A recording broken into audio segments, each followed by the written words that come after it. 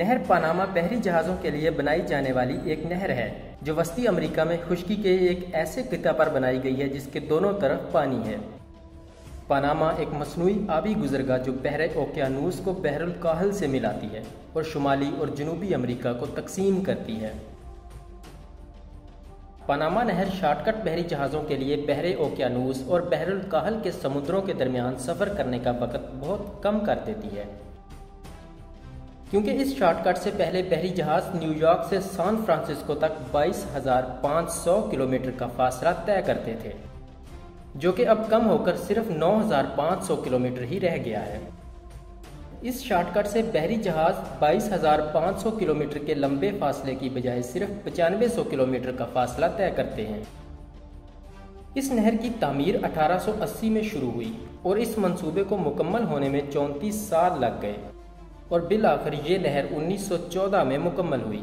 یہ امریکی تاریخ کا اس وقت سب سے مہنگا منصوبہ تھا۔ اس نہر پر 1904 سے 1914 میں ہونے والے امریکی اخراجات 35 کروڑ 90 لاکھ ڈالر تھے۔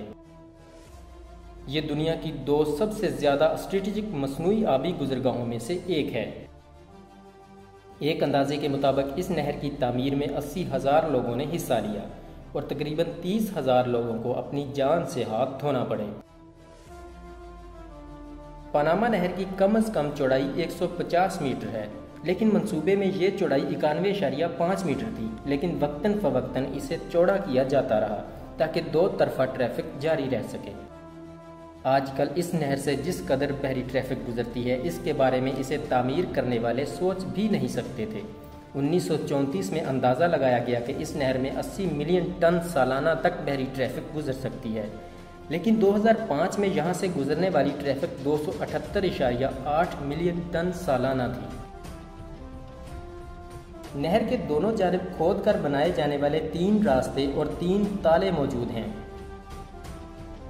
اس کے علاوہ دنیا میں مصنوعی آبی جھیلوں میں سے بڑی جھیل کاتن بھی کھود کر بنائی گئی ہے۔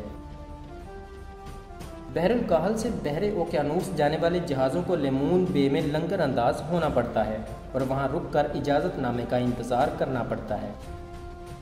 اجازت نامہ ملنے پر نہری انتظامیہ ایک نہری پائلٹ روانہ کرتی ہے جو بحری جہاز کو بحری تالوں سے صحیح سلامت گزرنے میں عملے کی مدد کرتا ہے۔